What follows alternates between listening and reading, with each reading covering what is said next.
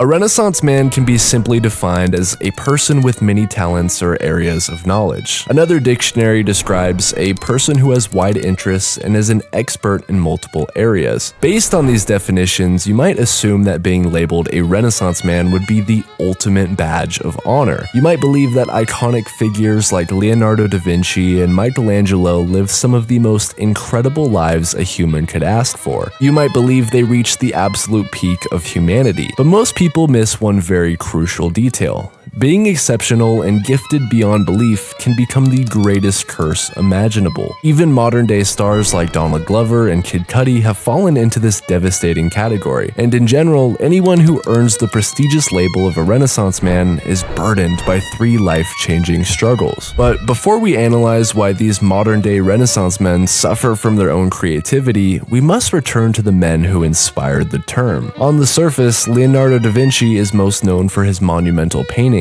like the Mona Lisa and the Last Supper, but he was much more than just a visual artist. He conceptualized some of the earliest ideas of planes and helicopters, and even though they didn't work, his infatuation with flying proved to be influential for centuries to come. Da Vinci even crafted early ideas of parachutes and tanks, as well as other countless inventions, and keep in mind, his work was largely done in the 1400s. He was even groundbreaking in fields like geology and anatomy, offering new perspectives to a world that was quickly entering its own renaissance. But the truth is, Da Vinci needed his own new perspective. He was often isolated and lonely, putting his work before his emotional life. He never married, he had no children, only had a few friends, and quite frankly felt misunderstood. It's fair to say this man was hundreds of years ahead of his time, which is a common theme laced within the fabric of Renaissance men.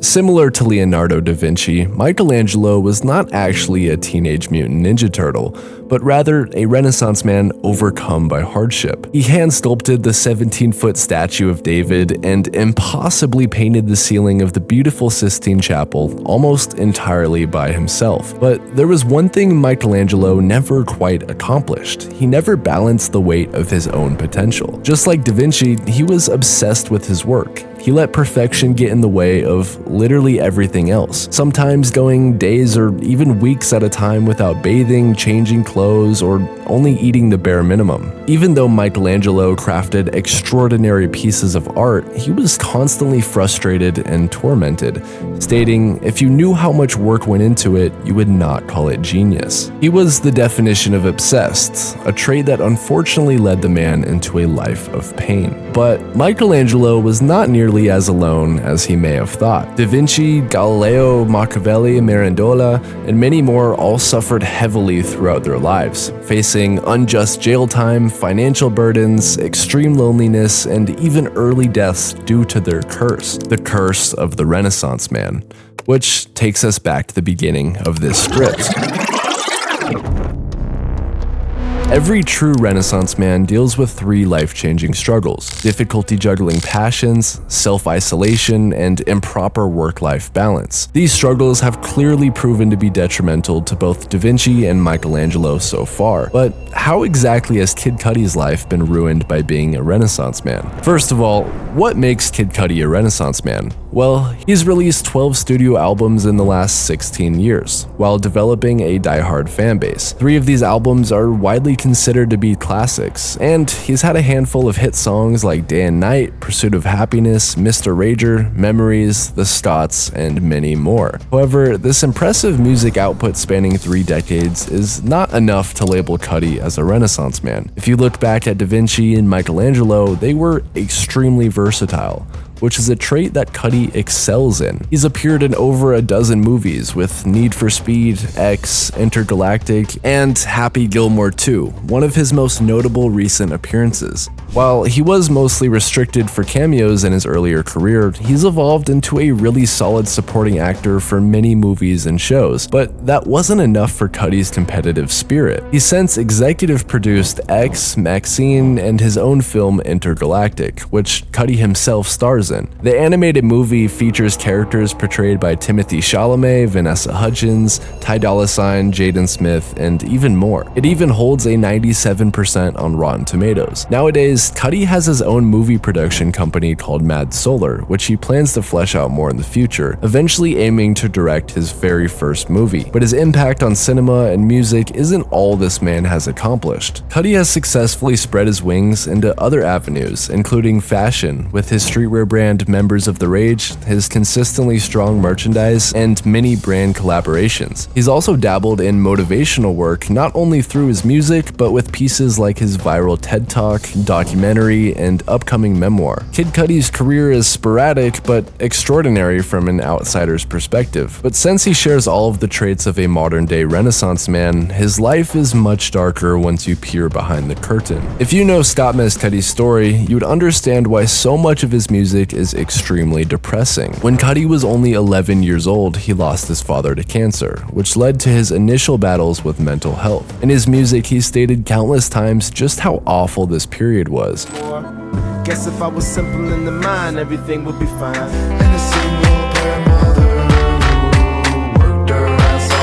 But they all didn't see the little bit of sadness in me, Scotty. His adolescence was equally rocky, as he later got expelled from Shaker Heights High School for threatening to punch his principal. However, all of this pain as a kid did not stop Scott from becoming Cudi. His artistic abilities shined through his suffering, and Scott was given the opportunity to be extraordinary. But just like any other Renaissance man, 3 detrimental problems arose. Early in his career, Cudi faced the trouble of juggling his passions. While he's always been artistically minded, picking which art form to focus on was a difficult task. Following high school, Cudi may have moved from Cleveland to New York to pursue a music career, but he never left his other artistic interests in Cleveland. He stayed personally connected to fashion by working at a babe store, and he quickly appeared in cinema once he built a name for himself in music. It's clear that being a rapper/singer wasn't enough for Cudi, and he constantly felt like he was being put into boxes. Even though Scott appreciated his newfound fame and influence, the idea of just being a rapper or a hook artist was frustrating. He wanted the world to see him as a world-class musician with tons of versatility, not just the guy who made Man on the Moon. This frustration appeared heavily on his next few albums. On Wizard, his collab project with Dot Da Genius, Cudi wanted to prove he could make an album outside of hip-hop. So, they crafted an alternative rock LP. I just went ahead and just wanted to make some shoes for me. You know, I think about the kids very little and think about, you know, what I want to make more than anything. When we're working and creating something, we think too much about the consumer, we lose our way, and then we become machines. One day I was at his crib and he was like, yo, we're gonna start this rock band. In 2013, Cudi wanted to prove he was more than just a hook artist, so Indicud was rap-heavy, featuring artists like RZA, Kendrick Lamar, and A$AP Rocky. Outside of music, Scott was extremely busy. In 2010, he had a daughter, Veda, as well as a major role in How to Make It in America, and even starred in a short film titled Maniac, which was directed by Shia LaBeouf. He did all of this while developing a severe drug addiction. Cudi desperately needed to prove everyone wrong. He wanted the whole world to adore his abilities, but that's simply an unrealistic expectation. This dilemma caused him to bite off more than he could chew, and with a raging drug addiction, a young daughter, and a career on the slight downturn, Cudi entered into the darkest point of his life, and thus the next curse of the Renaissance man: self-isolation. Following his 2013 album, Cudi decided to leave Good Music. He stated there was no ill will with Kanye, Pusha T, Big Sean, or anyone involved with the label. But just like most areas in Scott's life, he felt out of place among his peers. That I'm way better, feeling way worthless. The lost black sheep of good music, only good for a hook, huh? Indicud was Cudi's last hurrah with Good Music. Scott himself produced the majority of the album, with very little help. Aside from a strong collection of guest features, Indicud was Cudi through and through, a trend that would continue for his next 2 albums, Satellite Flight and Speeding Bullet to Heaven. By 2015, Cudi had dropped 4 albums in 4 years, with each one leaving Scott more and more isolated. He was so wrapped up in drug addiction and unhappiness that he poured anything and everything he had into music. And with such an unhealthy work-life balance, Cudi's art suffered. Unlike other downfalls, Scott wasn't surrounded by yes men. Instead, he was surrounded by no men. He was completely alone, pushing everyone away as he felt he could get through life and create amazing music entirely by himself. Cudi's curse of the Renaissance man had come into full fruition. He was now completely self-isolated and had zero work-life balance. Music was the only thing Scott had left to give, and on October 4th, 2016, he reached his rock bottom, checking himself into rehab for suicidal thoughts and drug addiction. I had just started using cocaine again, not happy with myself that I allowed myself to go back to that after all of these years. I was just really ashamed. I was suicidal, and I was at a place where I was trying to plan it. Unfortunately, while Cudi was just 2 weeks into his rehab program, he had a stroke, something that affects his delivery and speech to this day. But just like everything else in his life thus far, he was able to get through it. His December 2016 album, Passion, Pain, and Demon Slayin', released while he was in rehab, and unlike everything else in this era of Cudi, he didn't isolate.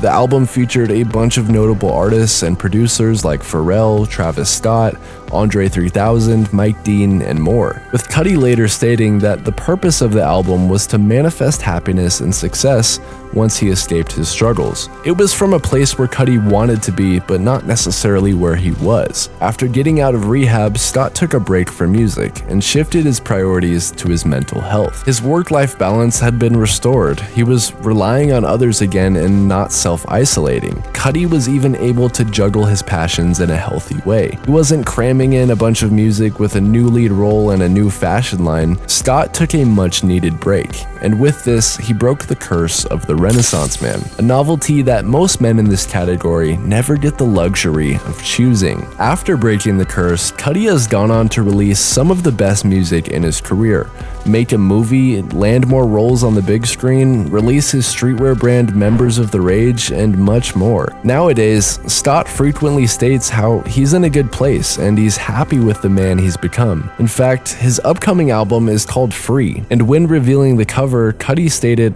"I wanted something that really expressed freedom. A feeling that Cudi a decade ago could probably never imagine." And while his journey is extraordinary and quite honestly inspiring, Kid Cudi is not the best example of a Renaissance man in hip-hop. In fact, Donald Glover might be the best example of a Renaissance man in the last century. And while you may be somewhat familiar with his abilities, his curse is deeply shocking. Childish Gambino, Troy Barnes, Lando Calrissian, Ern Marks, and more make up one of the most underrated men in Hollywood, Donald Glover. He's truly done it all, and in case you're not convinced, he's a true Renaissance man. As Childish Gambino, he's released chart-topping hits like Redbone, the Grammy-winning This Is America, and the fan-favorite 3005, as well as 2 albums often considered to be classics with Awaken My Love and Because the Internet, a critically acclaimed show in Atlanta in which he's created, starred in, and executive produced, as well as other prominent roles such as Lando in Star Wars, the voice of Simba in the Lion King remake, and Troy in Community. Donald even had a short comedic career in the late 2000s with Derek Comedy, with many of their sketches going viral. The most impressive aspect of each of these accolades is not that Glover did all of them, but the fact that he's exceptional in all of the roles he fills. Name another artist who can sell out arena tours and win an Emmy for his acting abilities. He truly is exceptional, but just like Da Vinci and Michelangelo before him, Donald Glover's brilliance comes at a cost: the curse of the Renaissance man. This curse is mostly seen through Donald's struggle with self-isolation, but just like Kid Cudi, we can't ignore his struggles with juggling his passions. Early on in Glover's career, he had landed himself a lead role as Troy in the hit show Community, and while he did side projects like Comedy Central's Weirdo, Community was Donald's main gig in the early 2010s. But unlike most emerging Hollywood celebrities, he didn't just stay in his box, he expanded and ignored expectations. After releasing music in the background for years, Childish Gambino had his first major breakthrough in March of 2011 when he released his EP, simply titled EP.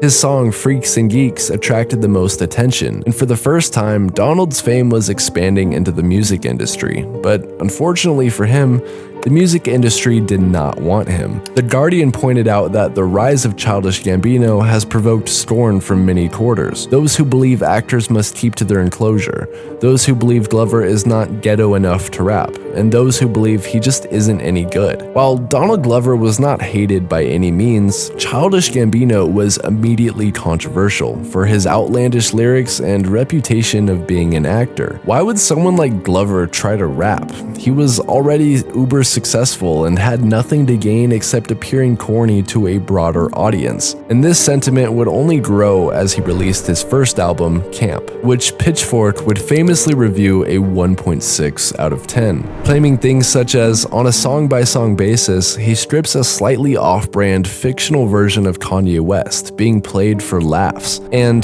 Glover isn't strictly a comedy rapper, but he flows like a comic actor. When he's trying to be playful, his voice hitches in a pubescent squeak, and when he goes in, he's still delivering one room-clearing punchline after another. And unfortunately for Donald, it wasn't just Pitchfork. Other popular critics such as The Needle Drop and The Guardian left reviews of a 2 and 4 out of 10 respectively. But it is important to note that Camp sold fairly well, achieving 52,000 copies in the first week, and Glover had began to form a die-hard fan base with his music. In recent years, Camp has seen a nostalgia-fueled resurgence, especially with tracks like Less and Heartbeat, which remain among his most streamed songs. The overall outlook of the album today is quite mixed, with some loving it and others still hating it. However, how the hip-hop community feels today is not really important. Instead, the hate for this album in 2011, it caused Childish Gambino to change his direction and changed his outlook on his rap career moving forward. Glover was faced with an exceptionally hard challenge following Camp. He was still a successful actor, but like any long-running series, it eventually gets repetitive for both the audience and the actors. Glover had quickly become burnt out. However, he now saw an escape with his music career, but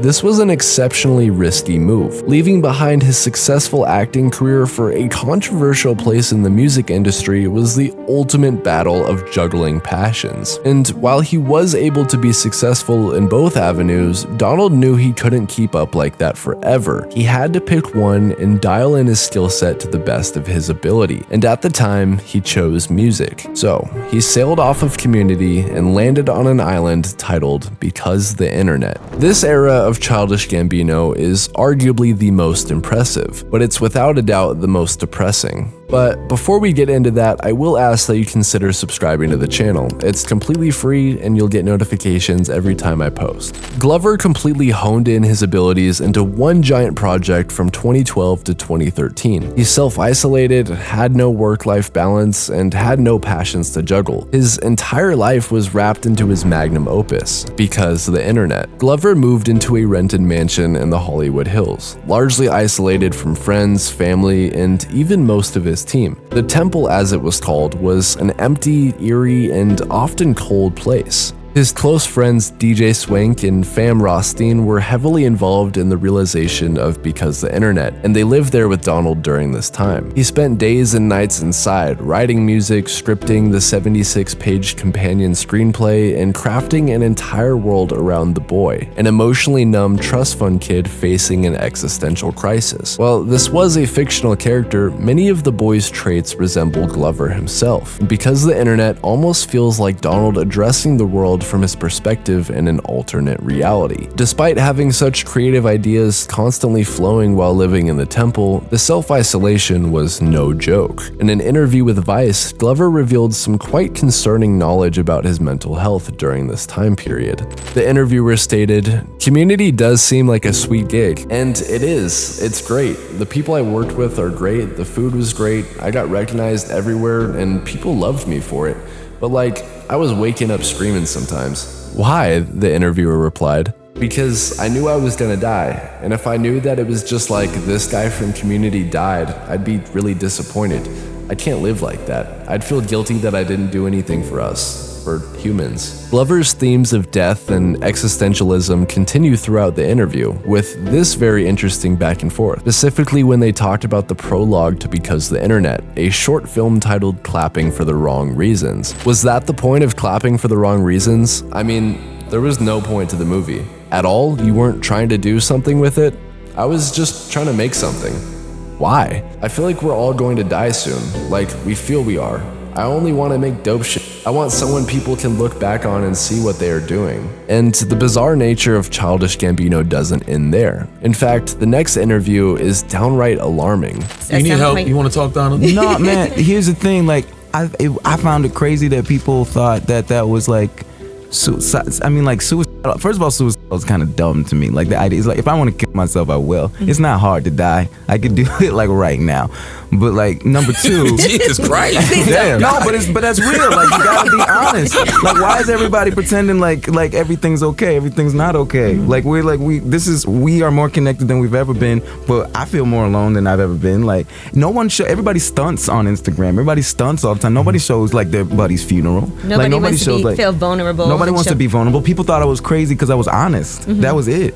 All in that short clip, Donald reveals even more about his mindset at the time, while also giving light to the purpose of his album. The world is now connected more than ever, but individually, we are more alone than ever. Despite being somewhat cliche now, it's a testament that's only proven itself more and more true over time. And looking back at it now, Donald's loneliness and self-isolation were at an all-time high, and despite being in a place of extreme creative success, he was struggling to the deepest degree. Childish Gambino had consumed Donald Glover, but just like Kid Cudi before him, Donald had a way out of his misery. All he needed to do was take a step back. Donald had to remove himself from the temple that had become a prison, and for the first time in a few years, return to balance. To start 2014, he was no longer involved in community. He had just released a very successful album/screenplay with Because the Internet and was now ready to take on new projects. But by this point, Donald was no longer boxed in. He wasn't trapped as one character for the rest of his life or forced to be a rapper. Donald had options. He now felt like he could back up his confidence and no longer had to work 24/7 to prove to the world that he could be a great artist. Now, Donald had the wheel and Hollywood was in the passenger seat. With this newfound clarity, Donald had a lot of options. Maybe he would make a short EP with great tracks serving as an epilogue to Because the Internet. Maybe he would create an amazing yet extremely unique TV show that he would not only star in but write and produce. Or maybe he would record a psychedelic funk album with one of the biggest hits of the decade. Or maybe Donald Glover does all of these things in just a few short years, without completely pushing past the limits like he did in the past. Since Gambino's concerning existential crisis from 2012 to 2013, he's accomplished an inconceivable amount in his career, and he's finally free from the curse. If there's anything you can learn from these Renaissance men, it's to never isolate yourself. Sometimes you can get so focused on a project or a goal that you forget to enjoy the process. During their periods of deep self-isolation, both Kid Cudi and Childish Gambino cared more about proving others wrong than actually being happy. They ignored the life part of life. And while yes, this mindset is a big reason why they are so successful, in the end, it's not sustainable. And I would argue some of their best work came out of periods of balance, such as Gambino's Bando Stone in the New World or Cudi's Man on the Moon 3. They didn't lock themselves in their rooms for months on end. They were able to work on movies or shows they cared about while still having a life outside of work. And they were able to create amazing art.